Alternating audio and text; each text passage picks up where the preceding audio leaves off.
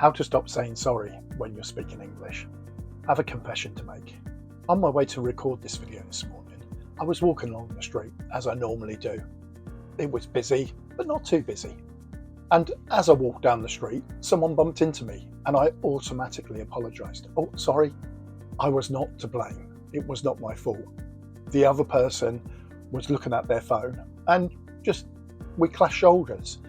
But I apologised. I said, sorry. I'm British. It's hardwired for me to apologise. Now, you're probably watching this thinking, Mike, the whole point of this video is to not apologise, how not to say sorry. So why am I starting with this story? There is an important thing to remember. Everyone knows the British apologise, and the British apologise a lot.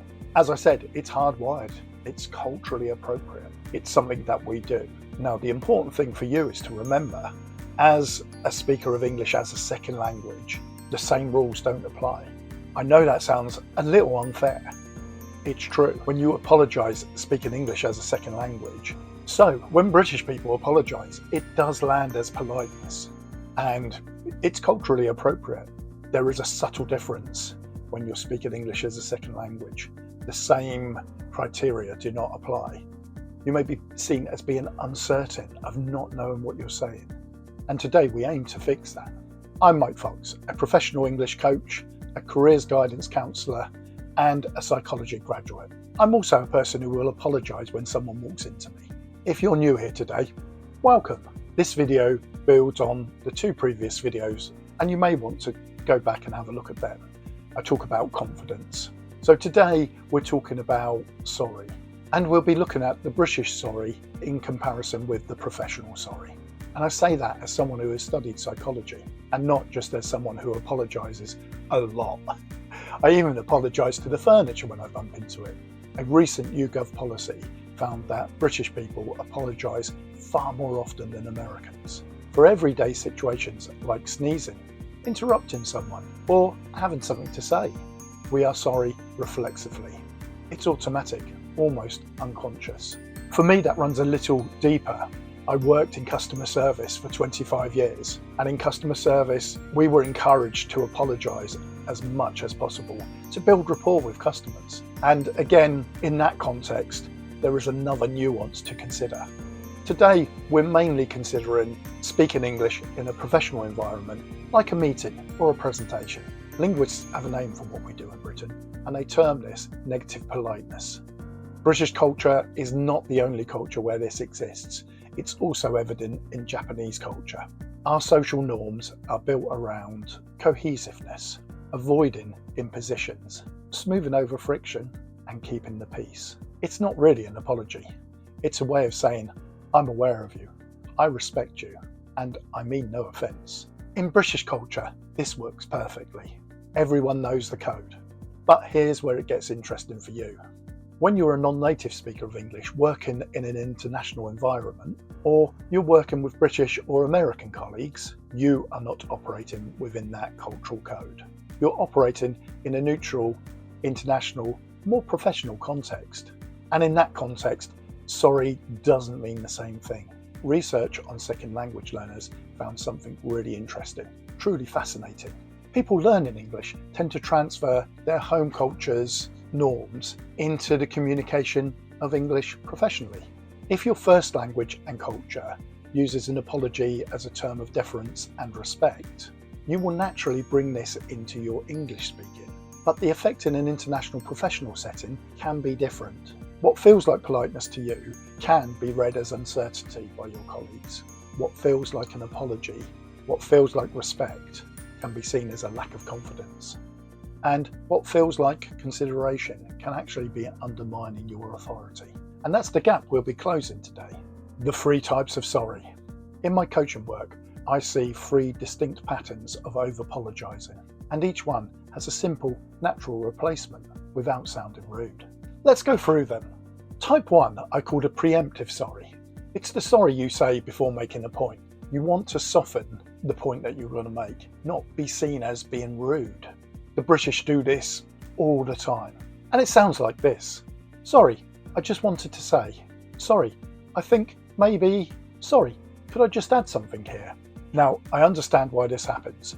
You want to be polite. You don't want to seem too pushy or too aggressive. You are aware that you're speaking in a language that isn't your first language, and you don't want to be seen as overstepping the mark. But here's what your colleagues hear. They hear, "I'm not sure." They hear, "I'm not sure I should be saying this." They hear, "I'm not confident in what I'm saying." They hear, "You don't have to take this seriously." And that is the opposite of what you want. The fix is simple. Replace the preemptive sorry with a confident entry phrase. Instead of "sorry, I just wanted to say," you could try, "I'd like to add something here. Building on that point," or "I see it slightly differently. In my experience." These phrases do exactly the same thing.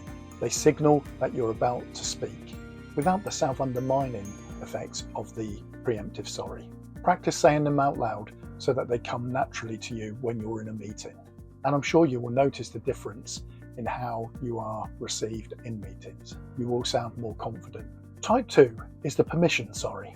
This is the sorry that you use to make space for yourself in a conversation, to interrupt, to let people know that you're there and you want to be heard. It sounds like this: "Sorry to interrupt," or "Sorry, can I say something?" or "Sorry, I didn't understand that." Again, this is completely understandable. You've been taught that interrupting is rude, and sorry softens the impact. In many cultures, this is exactly the right thing to do, but not in a professional business setting. In a professional English context, there are better tools. For interrupting and contributing, "Could I just come in here? Can I add something to that? I'd like to pick up on that point." For asking questions, "I have a question about that. Could you say a little more about? I want to make sure I've understood that clearly." What you're saying is, for when you haven't understood, "Could you say that again, please? I didn't quite catch that. Could you give me an example of what you mean?" Notice something about all of these. They are direct. They are clear. They are not apologies. They don't apologise for your presence in the conversation.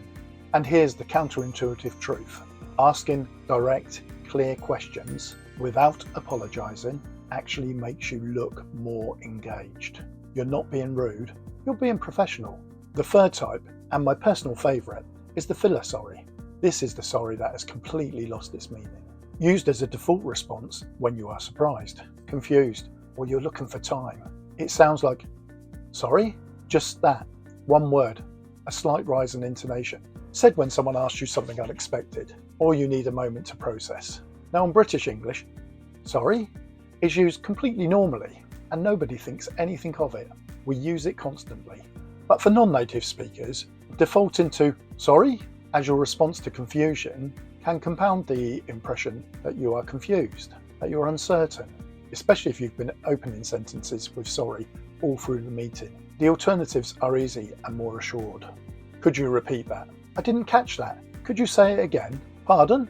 which is slightly more formal, but perfectly acceptable. Or simply, "Say that again," which is direct and professional. Small changes can make a real difference. Why this matters more than you think.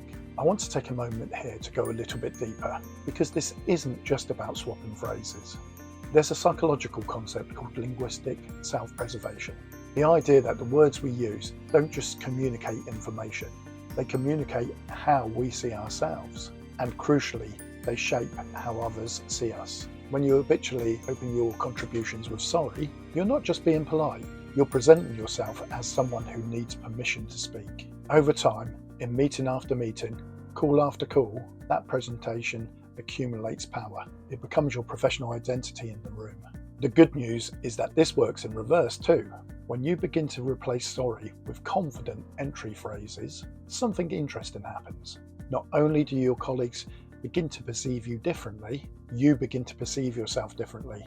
The language leads to confidence, not the other way around. An important point. This is something I see consistently in my coaching work. Students who make this change often report that within a few weeks they start noticing a real difference in how they are perceived at work. They feel differently in professional conversations. They feel heard, and they feel that they're being taken seriously.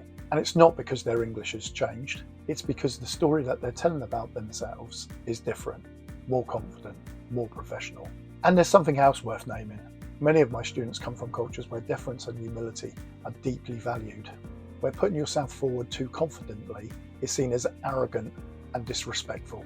I want to acknowledge that. Those are real values and they come from real wisdom. But in the International Professional Forum, the rules are slightly different. The context is different. And part of what I do as a coach is help people navigate that gap, to maintain their authentic values by learning to communicate in ways that help them professionally. Stopping the over-apologising isn't about becoming arrogant. It's about letting your real ability be seen. So, 3 types of professional apology and 3 replacements. The preemptive sorry, replace it with a confident entry phrase. The permission sorry, replace it with a clear and direct request. The filler sorry, replace it with a simple, assured alternative. If you like homework, here's your homework for next week. Notice every time you say sorry in a professional context. Don't try to stop yet, just notice. Count them if you can. You might be surprised how many there are. You will find by noticing the sorries, by becoming aware of how often you use them, that you will naturally start to change your behaviour. Being aware is the first step. If today's video resonated with you, if you recognised those 3 patterns in your everyday work, then you might want to book a session with me. I offer a free, no obligation conversation where we can get to know each other and you can get to understand how I will really help you progress in your professional life. There's a link in the description to my webpage where you'll be able to book a session directly with me. I'm Mike Fox and thank you for watching. I see you at the next video.